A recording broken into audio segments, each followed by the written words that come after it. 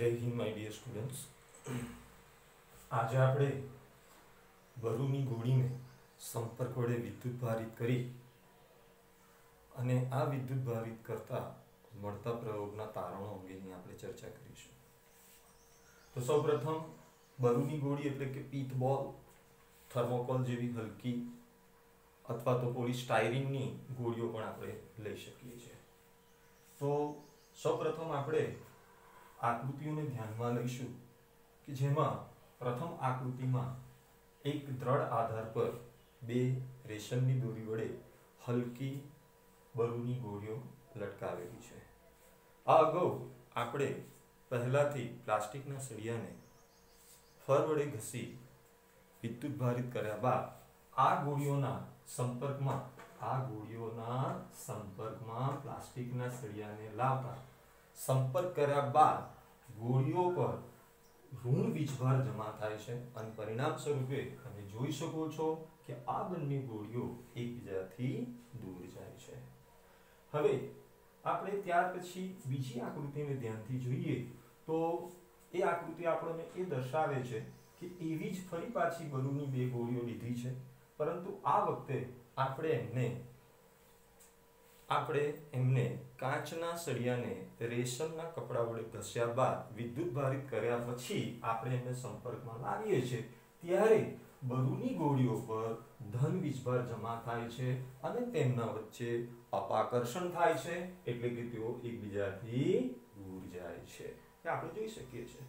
ત્યારબાદ ત્રીજી આકૃતિની આપણે જો ચર્ચા કરીએ તો અગાઉ આપણે એક પ્લાસ્ટિકના સળિયા વડે ઋણ વીજભારિત કરેલી બરુની ગોળી લઈશું અને બીજી કાચના સળિયા વડે ધન વીજભારિત કરેલી બરુની ગોળીઓ લઈશું, જેમને રેશમની દોરી વડે લટકાવ્યા બાદ એકબીજાની જ્યારે નજીક લાવવામાં આવે છે ત્યારે નાટ્યાત્મક રીતે આપણે જોઈએ છીએ કે તેઓ એકબીજાની નજીક આવે છે। હવે એકબીજાની નજીક આવે છે એનો અર્થ શું થયો? એકબીજાની નજીક આવે છે એનો અર્થ એ થયો કે તેમના વચ્ચે આકર્ષણ થાય છે।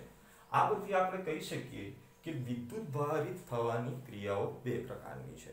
એક આપણે પ્લાસ્ટિકના સળિયા વડે વીજભારિત કરી અને બીજી આપણે કાચના સળિયા વડે વીજભારિત કરી। અહીંયા આપણે જે વિદ્યુત ભાર વિતરણ કર્યું છે તે સંપર્ક વડે કર્યું છે, એ ખાસ નોંધનીય બાબતો છે। હવે આ જે પ્રયોગ આપણે કર્યા એ પ્રયોગો પરથી વૈજ્ઞાનિક અભિગમના આધારે આપણે ચોક્કસ કંઈક તારણો કાઢી શકીએ છીએ। આ તારણો મેં સંક્ષિપ્તમાં બોર્ડ પર લખ્યા છે, જે આપણે વિગતવાર જોઈશું। કે પહેલા કે અહીંયા જોઈએ કે જ્યારે પ્લસ પ્લસ અથવા minus minus plus plus minus minus એનો અર્થ એ થયો કે સજાતીય વિદ્યુત ભારો મીન્સ લાઇક ચાર્જ, સજાતીય વિદ્યુત ભારો મીન્સ લાઇક ચાર્જ એકબીજાને અપાકર્ષે છે, એટલે કે એકબીજાને રિપલ કરે છે। તો આપણે સારા પરથી કહી શક્યા આ આકૃતિ 1 અને આકૃતિ 2 પરથી। તો આકૃતિ 1 અને આકૃતિ 2 પરથી આપણે શું નિષ્કર્ષ કાઢ્યો, શું તારણ કાઢ્યું કે ભાઈ સજાતીય વિદ્યુત ભારો એકબીજાને અપાકર્ષે છે। સજાતીય વિદ્યુત ભારો એકબીજાને અપાકર્ષે છે એટલે કે લાઇક ચાર્જ આર રિપલ, એકબીજાને શું કરે છે? અપાકર્ષે છે। કઈ રીતે કહી શક્યા? કારણ કે એકબીજાથી તે દૂર જાય છે।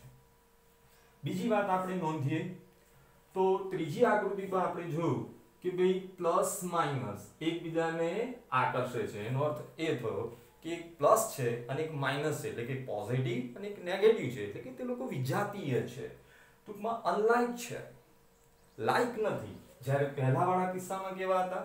લાઇક હતા। આમાં કેવા છે? લોકો અનલાઇક છે। તો unlike charge are attract each other, એટલે કે અનલાઇક વિદ્યુત ભારો એકબીજાને શું કરે છે? એટ્રેક્ટ કરે છે, આકર્ષે છે। એવું આપણે કઈ રીતે કહી શક્યા કે તેમની વચ્ચેનું અંતર ઘટતું હતું ને એ લોકો એકબીજાની નજીક આવતા હતા।